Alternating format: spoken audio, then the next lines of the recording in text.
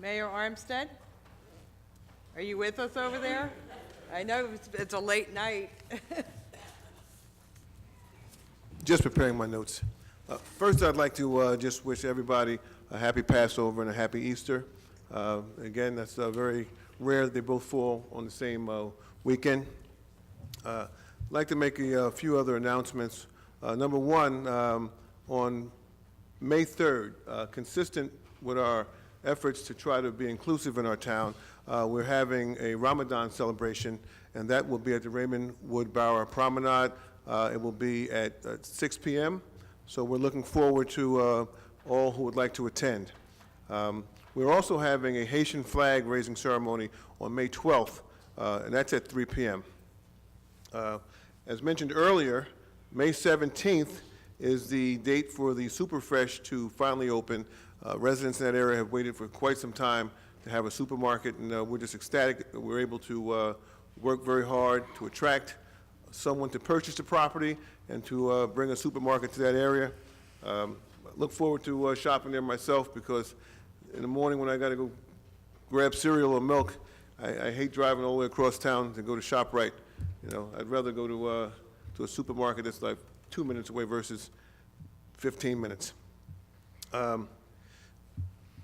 Would like to also recognize our 911 dispatcher people.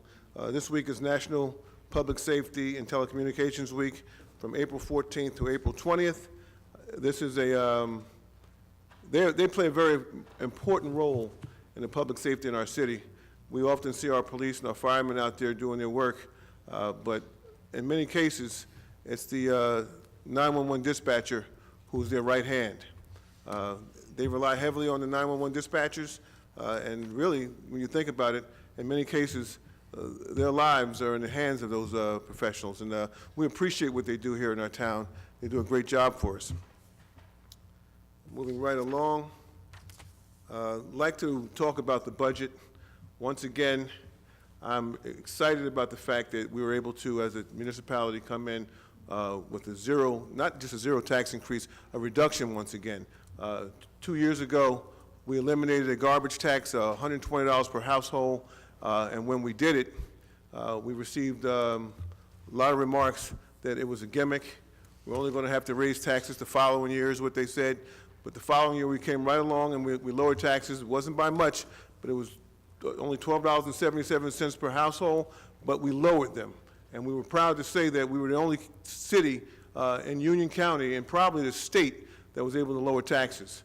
And once again, through our due diligence, we were able to lower taxes again this year. Again, it's not much. It's only $5.97, but we lowered them. And again, I don't know of any other municipality in the area, maybe in the state, who's lowering taxes.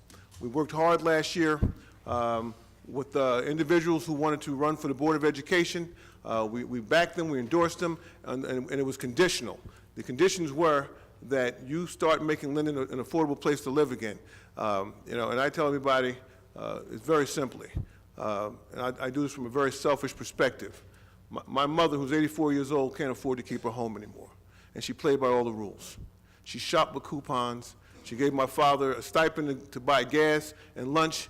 He bought, and she managed all the money, only to be 84 years old now and to live off his pension. There's barely enough to pay her property taxes and a medical deduction, and little money left for herself. So she played by all the rules. And there are many people like my mother throughout this town who are struggling to keep their property. So when we talk about tax reduction and tax savings, we're serious about it. And I do it from a very selfish perspective, because it's not just my mother, it's my aunts who live in town who are in their 80s and 90s, and many of their friends who basically worked all their lives and can't afford to stay here. And that's throughout the whole town. So tax savings and tax reduction is a very serious issue here in this town. It will continue to be one. And the governing body and the members of this council who've been working with me to see to it that this happens, I commend them on their efforts. And last, but certainly not least, well, no, two more things though. I'll talk about the senior buildings and their relocation of the poles. I would like to thank those seniors who voted last election because the numbers that came out for me in that particular election were tremendous. So any senior who has a problem getting to the new polling district, you can call my office and we'll make sure that there's some sort of accommodations to get you to the new polling district. Mayor? Yes. Okay. All right, I won't say that again. Okay. Thank you. Okay. One more thing. I got to talk about the Golden Gloves. As mentioned, there was some money left in the Golden Gloves. Yes, there was money left in that account, a couple of $100s. That particular account, we utilized it at my office as I perform weddings. And some time ago, right about the time I became mayor, the state legislated that the mayors can no longer accept money for weddings. So many mayors in the area just stopped doing weddings altogether.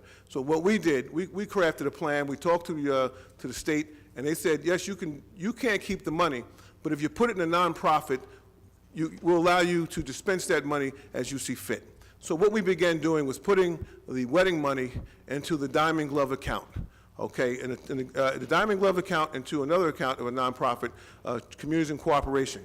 An example of what we did last year alone, we gave away 17 $500 scholarships, and it was all done with wedding money.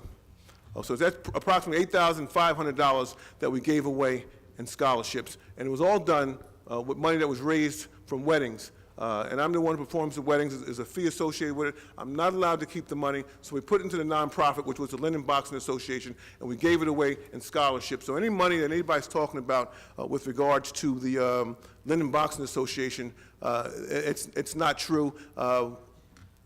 We have a saying in my household: people lie, numbers don't. God bless you all, and have a good evening. Thank you, Mayor Armstead.